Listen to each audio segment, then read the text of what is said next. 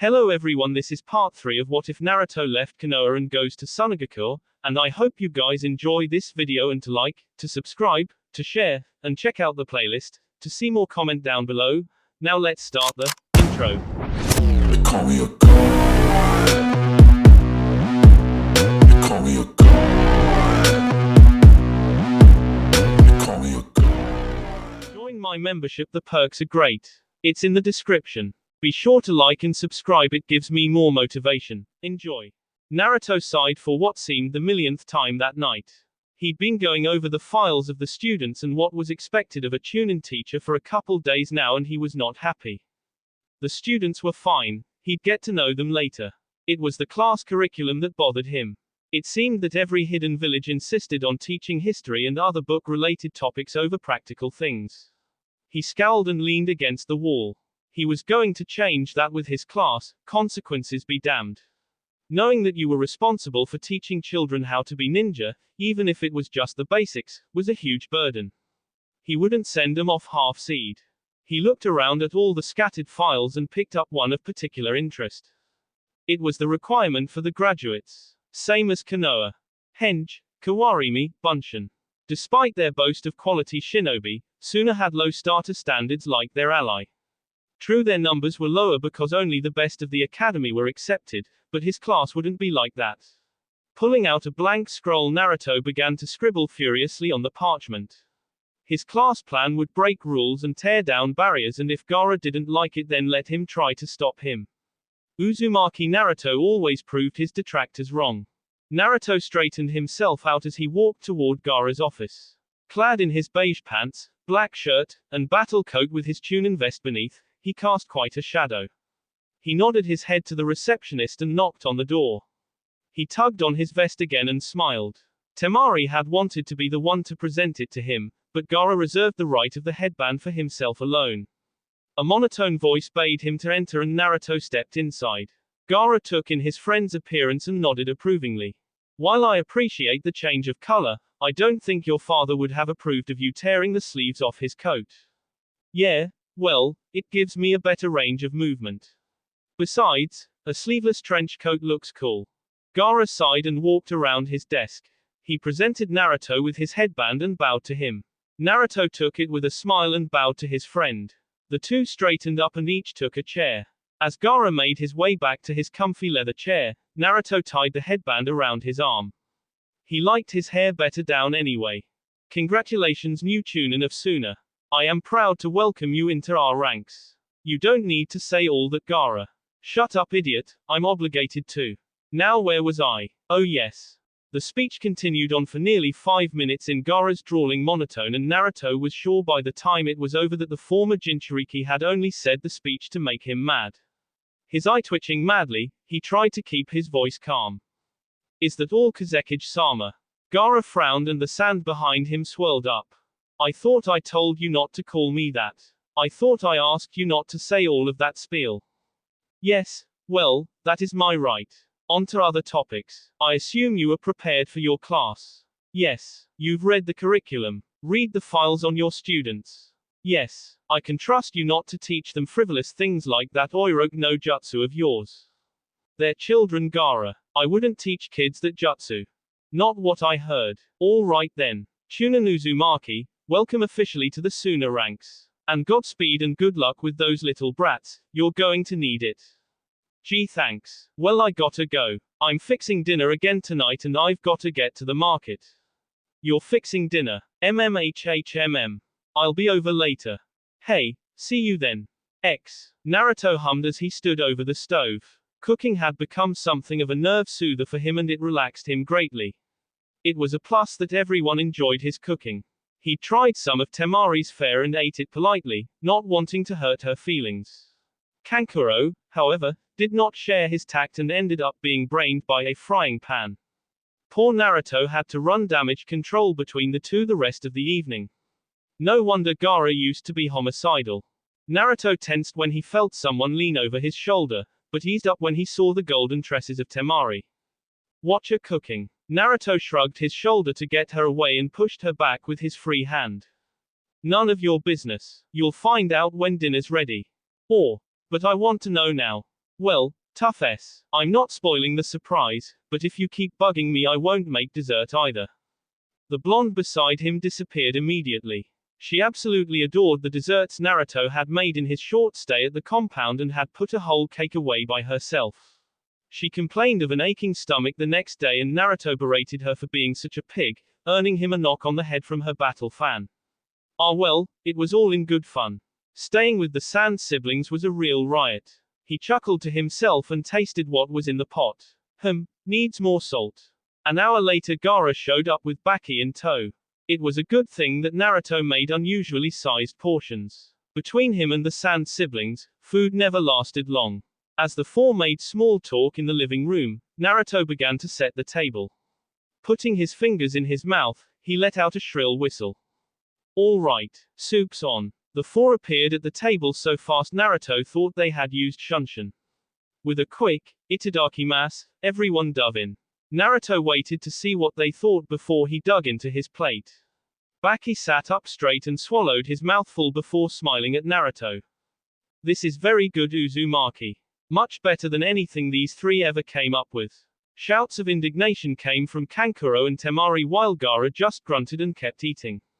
No use arguing if the food got cold. Once everyone was done and patting their bellies, Naruto retreated to the kitchen and came back with a covered dish. Temari was literally bouncing in her seat from anticipation. Naruto pulled the cover off the dish to reveal a double chocolate cake. Temari was practically foaming at the mouth. Gaara looked over at her and sighed. Temari, close your mouth. You're drooling everywhere. Naruto just laughed as the kunoichi wiped her mouth off and held out her plate for a s of cake. He cut her a generous portion and watched her dive into it. The others were no better though, except for Baki who kept some dignity while trying to shovel it in as fast as he could. Gaara, you're the Kazekage. You shouldn't eat like a pig. It sets a bad example for those of low station like myself. I'll remember that when you have to come up with extra curriculum for the children. Perhaps table manners would be a good subject. Perhaps. Dinner passed without much more incident and the five found themselves in the living room, passing around a sake bottle. Baki took a strong swig and passed it to Gaara, who declined and passed it to Kankuro. Baki stared at Naruto for a moment before speaking. Sir Uzumaki, any idea how you're going to teach all those brats? I do actually, but I'm not going to tell what my lesson plan is. I want my class to be unprepared for what I have in store for them. They'll find out in 2 days what kind of teacher I am. Temari took a swig and passed it to Naruto. So you won't tell us anything? Not even a little hint. Naruto smirked and took a swig before passing the bottle to Baki again. I'll just say that my curriculum will be as unorthodox as I am. We need ninja here in Suna, but more importantly we need quality ninja. I intend for my entire class to pass. Gaara stared at him incredulously before snorting. I've heard that claim before Naruto and believe me, that's a wish. It won't happen. I know what the requirements for Genin are Gaara. I intend for my class to surpass those standards. That's all. The other four stared at him for a second before going back to their drinks. Baki took a huge swig and sighed heavily. That'll be the day. Today was doomsday. Naruto groaned when the alarm clock went off and took a swipe at it, sending it across the room and into a wall. He sat up and looked bleary-eyed across the room before settling on the scrolls still spread out on his bed. He rubbed his eyes furiously and mussed his hair. Growling, he got out of the bed and set the alarm clock back on the bedside table. With a sigh, he got dressed in his now normal attire before going downstairs to start breakfast. Temari would be up soon and Kankuro would follow. Naruto was lost in thought as he flipped the omelette. He was no genius and he'd accepted this role without any prior knowledge of what to do. Flying by the seat of his pants worked in battle but in a classroom structure was the watchword. He'd have to hope that what he was going to do wouldn't be frowned upon. He didn't like the idea of parents or an angry Gaara trying to K him. Temari came in and said, "Good morning." Naruto waved at her and set her omelette on the table, before turning back to fix another for Kankuro. If bad things happened, then bad things happened. Naruto would make no excuses for what he was about to do to those children. He'd seen too much in his short life. He was 16 years old and was going to teach children just a few years younger than he.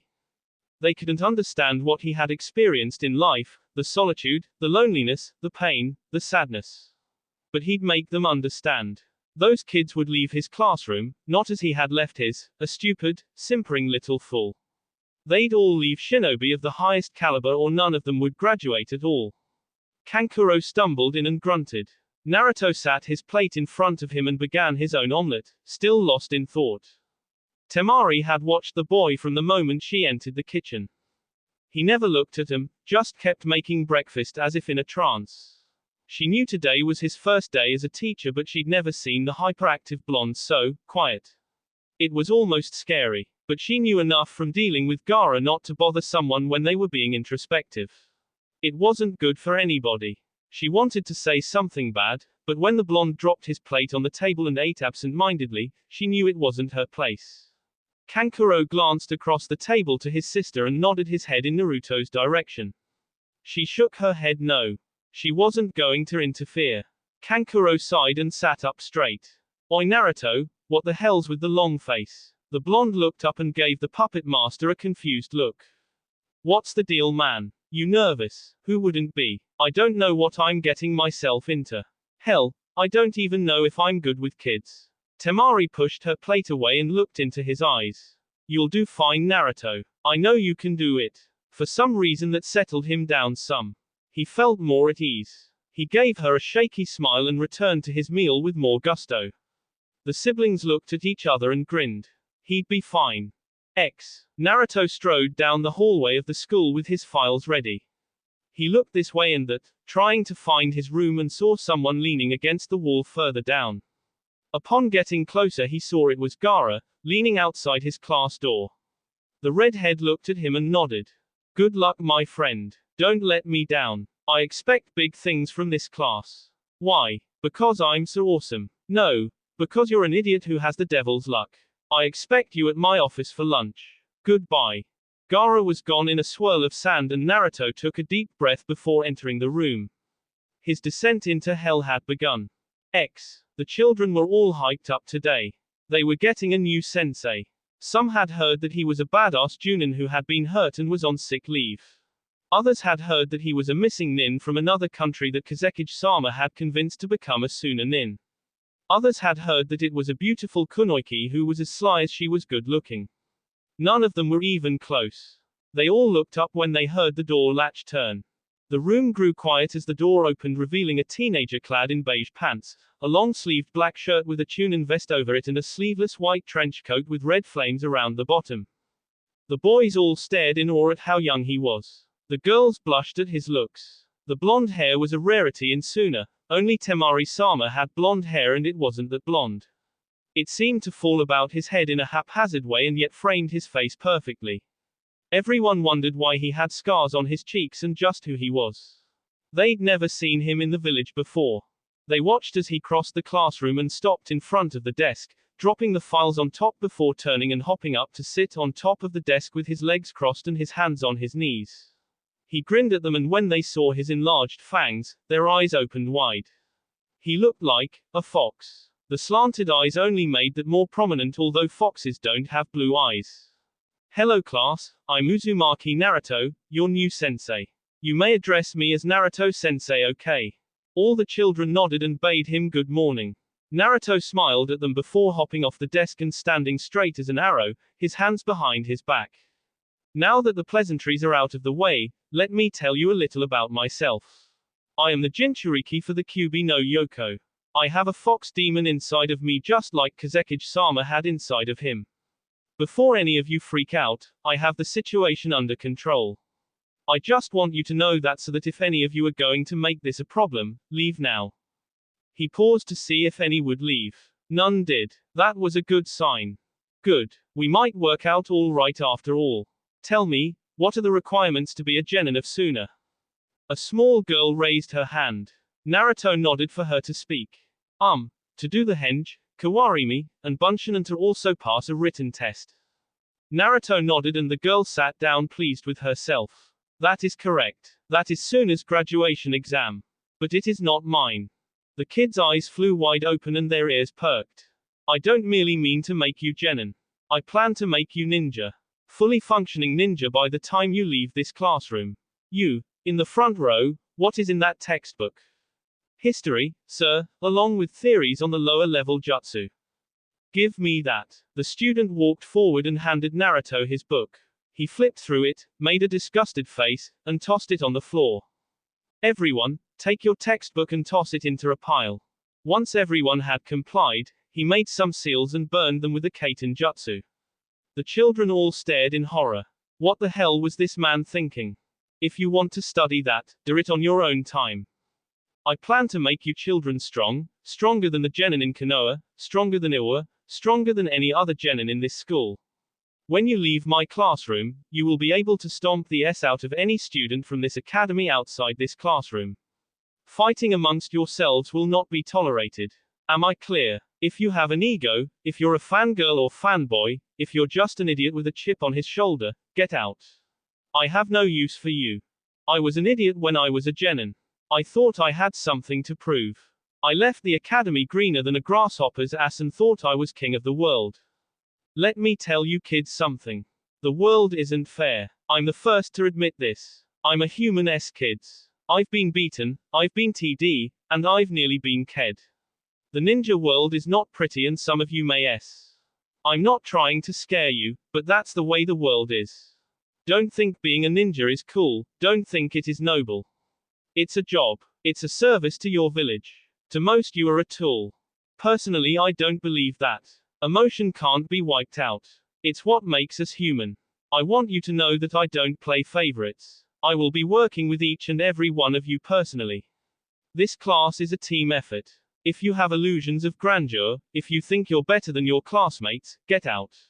This is the golden rule of my class. Everyone passes or nobody passes. And we will do this over and over and over again, until everyone passes. Am I clear? Every head nodded dumbly. Naruto smiled and his smile made the children relax more. I've seen favoritism and what it can do to a team. I won't let that happen to my students. If one of your classmates is struggling, help them. It's better for you in the end. If you can't get your chakra under control, ask someone who's good with control to help you. If you need to build up your reserves, then get with someone who knows ninjutsu. If you suck at hand-to-hand combat, find a classmate who can kick your ass and work with them. That works the other way around too. Offer to help. Don't sit by idly while someone struggles. If I see you doing that, I'll kick your ass out of this class so fast, even medical jutsu won't be able to take the boot print off your cheeks. The children all laughed at that and Naruto's smile grew wider. Not to say there won't be bookwork or homework assignments. I just prefer to work on the practical things. History, to me, is a hobby. Knowing how many hairs were on the Shodaime Kazekige's ass isn't going to help you mid-battle. Knowing how to beat the S out of your opponent will. Now I'll take questions until we have to leave. Don't tell me your name though. I don't want to know them. Why not sensei? Because then that would mean that I had a personal attachment to you, and as a sensei who is going to grind you into the ground, I'd rather not know you all personally, otherwise I might decide to go easy on you. Are you going to teach us lots of cool jutsu? I have a very limited repertoire at the moment, but I will teach you what I can. Remember kids, a ninja never stops learning. He's always learning something new, something useful. What jutsu I do know are powerful though. At one time, I had the Toad contract, but I gave it up when I left my village. What village are you from originally? I'm from Konoha. I left there for personal reasons that I won't divulge to you kids. What's the biggest toad you ever summoned? The chief toad Gamabunter. The children all gasped and began to whisper amongst themselves. Naruto seed his head and asked what the problem was. Nothing sensei, it's just that Kazekige-sama was beaten by a boy who could summon toads during the failed invasion of Konoha. We've heard that he's friends with him now though. Naruto put on his foxiest grin and put his hands on his hips. Yeah, I whipped Gaara's ass pretty good. If the children were dumbstruck before, then they were comatose now.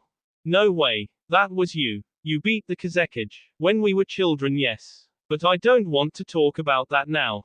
Why not? It's not my place to tell of the defeat of the Kazekige. He's my friend and I won't belittle him by talking about things in the past that don't affect us now. Naruto looked around the room and saw that their questions were coming to a close. Any more questions? Just one. Can you show us your jutsus? Naruto grinned and walked to the door. He turned in the doorway. Let's take a trip outside real quick. Some of mine can be a bit destructive. The kids filed outside quickly and blinked against the nearly noonday sun. Naruto coughed to get their attention. I'll show you two of my favorites and after that we'll go home for the day. Putting his fingers into a familiar cross-shaped seal, he cried out, Kage Bunshin no Jutsu, and as many clones as there were students popped up. Naruto looked to his students and grinned. This is how I'll be teaching each of you personally. I prefer hands-on training and teaching so no one will fall behind. But sensei, they're just Bunshin. They can't help us. One of the clones frowned and walked over to the boy. Everyone watched as it raised its hand and waited for it to pass through the boy's head. Instead, a smacking sound was heard and everyone looked in shock to see the boy holding his head. The clone walked back beside its brethren and smirked. As you can see, these are Kage Bunshin, not regular Bunshin. They are quite solid and have my knowledge and ability. When they are dispelled, I learn everything they learned and I keep the knowledge. They're extremely useful, and if I deem that everyone is worth passing and has enough chakra capacity, I shall teach it to you as a parting gift. The children seemed to be salivating at the chance to learn such a powerful jutsu. Sensei, what about the second jutsu? Ah yes, my other favorite. This is difficult to learn and I will not teach any of you this. It takes an insane amount of control and power and you simply aren't ready. Even I can't do it without the aid of a clone. He held out his right hand and a clone stepped forward. Slowly blue chakra began to form in his hand and took the shape of a sphere as the clone maintained it. Naruto ran toward a large piece of an old wall and thrust the sphere into it, blowing it to smithereens. He clapped his hands to free them of dust and walked back to the group, dismissing his clones. He turned back to the kids and ushered them back inside, ignoring the heads poking out of the windows to see what the hell was going on. Once inside the classroom, he took up his station at the desk again. Now look kids, I'm not going to lie to you. This is my first time as a teacher and I don't want to screw up. I promised Gaara that I wouldn't let him down and I intend to start with this class. Suna needs good shinobi, dependable shinobi, and this class has the potential to be one of the best ever. Take the rest of the day off and think about whether you want me as a sensei or not. I'm unorthodox, I'm brash, but if you're willing to learn, I'm willing to help you.